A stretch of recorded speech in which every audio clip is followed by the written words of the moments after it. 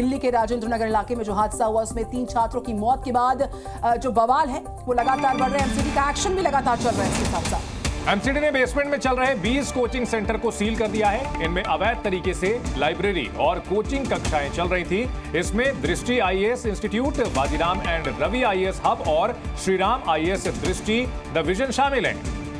और सबसे बड़ा सवाल इस बीच ये उठ रहा है कि असली गुनहगार जिसका नाम वीपी गुप्ता है, जो कि कोचिंग का चेयरमैन है, वो है कहां? उसकी गिरफ्तारी कब होगी? ये बड़ा सवाल भी बना है। इस बीच 20 कोचिंग सेंटर्स को कार्रवाई के नाम पर बेसमेंट वाले तमाम जो कोचिंग सेंटर्स हैं उनको सील किया गया है। तो तस्वीरें तमाम सामने आ रही हैं आपके सामने। वहीं दूसरी तरफ साथियों की मौत के खिलाफ राजेंद्र नगर में जो प्रतियोगी छात्र हैं उनका प्रदर्शन लगातार हो रहा है। सभी मौत के कोचिंग सेंटर के असली गुनहगार की गिरफ्तारी की मांग को उठाकर अपने प्रदर्शन पर बैठे हुए हैं। तस्वीरें आपके सामने। रात भर दिन भर छात्रों का प्रदर्शन जारी रहा है। 20 कोचिंग सेंटर्स को कार्रवाई के नाम पर सील किया जा चुका है और एक कार्रवाई अभी और भी कोचिंग सेंटर्स पर हो सकती है जहां पर बेसमेंट में क्लासेस कोचिंग की चल रही थी। और कल यहां पर इस पूरे इलाके में बुलडोजर एक्शन हुआ, उसकी तस्वीरें भी जी न्यूज ने आपको दिखाई। इस बीच एक और बड़ी तस्वीर, एलजी ने भी आकर यहां पर मुलाकात की। अब सवाल सबसे बड़ा यह है कि जो मुख्य गुनाहगार है जिसका नाम वीपी गुप्ता बताया जा रहा है, जो कि कोचिंग का चेयरमैन है, वो कहां पर है? उस पर कब नकेल कसी जाएगी? इस बीच कार्रवाई लगातार इस पूरे मामले में जारी है। तो कोचिंग माफियाओं को क्या संरक्षण हासिल है? अगर हाँ तो किसका संरक्षण हासिल है? ये भी अपने आप में बहुत बड़ा सवाल है। तो दिल्ली के राजेंद्र नगर में एक कोचिंग सेंटर के अंदर डूब करके, जी हां, कोचिंग सेंटर के अंदर डूब करके 3 आईएएस एस्पिरेंट छात्रों की मौत हुई है। और ये वो तस्वीरें हैं जो कि पूरे देश को दहला रही हैं कि आखिरकार ऐसा हादसा राजधानी दिल्ली में बीचों बीच के एक इलाके में कैसे हो सकता है। कितनी बड़ी ये लापरवाही है और इसके बाद से एक्शन लगातार जारी है।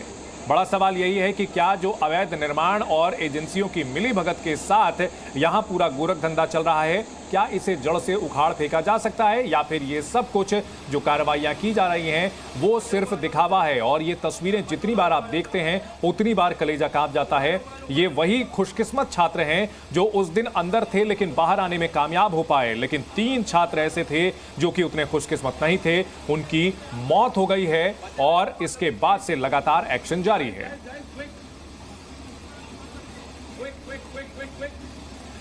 तो यहां पर छात्र लगातार प्रदर्शन कर रहे हैं। उनकी क्या मांगे हैं, क्या शिकायतें हैं, वो भी आपको सुनाते हैं। It was around 6:30। सो हम लोग नीचे उस टाइम पे थे, तभी एक मेरे गार्डमैन थे जो मेरे गार्डमैन है वहां पर बाहर ऊपर ही थे उस टाइम पे। वो भाग के नीचे आए and he shouted that hurry up, जल्दी करो और आपका बैग लगाओ और पानी आ रहा बहुत तेज। तो उस टाइम मैंने तो सुन लिया because I was sitting in front of the main gate, so मैंने सुन के तुरंत मैं खड़ा हुआ। मैंने अपने दोस्त को, मैंने लैपटॉप अपना अंदर रखा, मैंने दोस्त को बोला चलो भाई निकलो। मैंने सामने देखा तो उस टाइम पे जो बैक साइड पे गेट था, 2 गेट है एक्चुअली हमारे यहाँ पर। तो हम लोग उस टाइम पे मेन गेट से निकल लिए। हम लोग निकले तुरंत, जितने लोग निकल पाए जल्दी से निकले उस टाइम पे। बट कुछ जो पीछे बैठे हुए थे उनको थोड़ी दिक्कत हुई थी निकलने में। और इस खबर पर बात करें, हमारे संवाददाता लगातार ग्राउंड पर बने हुए हैं।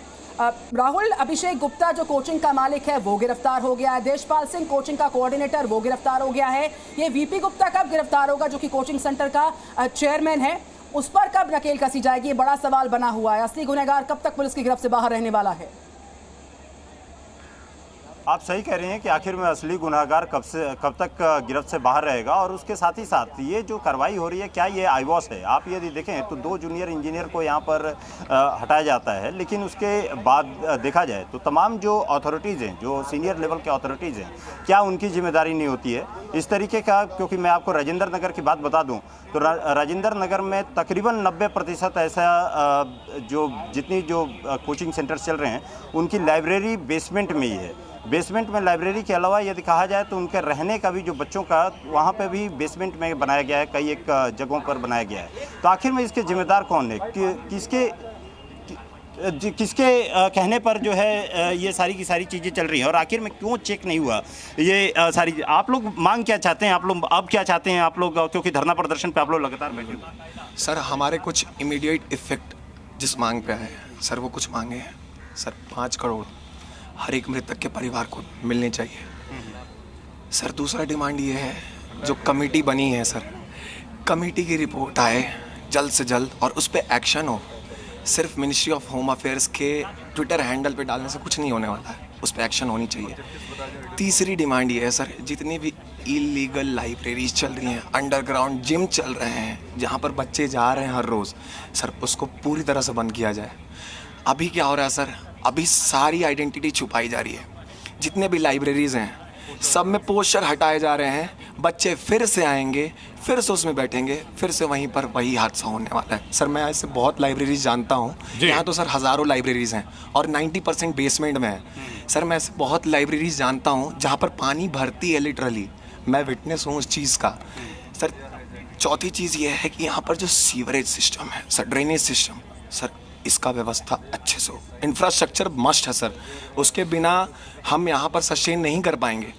बिल्कुल राहुल, बहुत अहम बात है कि इंफ्रास्ट्रक्चर को सुधारना बहुत जरूरी है, ताकि जो है जो बच्चे हैं, जो हजारों की संख्या में छात्र वहां पहुंचते हैं, उनकी जान से खिलवाड़ ना हो। इन सब के बीच अहम सवाल है कि आखिरकार जिम्मेदार अफसरों पर कार्रवाई कब होगी, उनकी गिरफ्तारी कब होगी। कार्रवाई के नाम पर सिर्फ खाना पूर्ति यानी आई वॉश क्यों हो रहा है?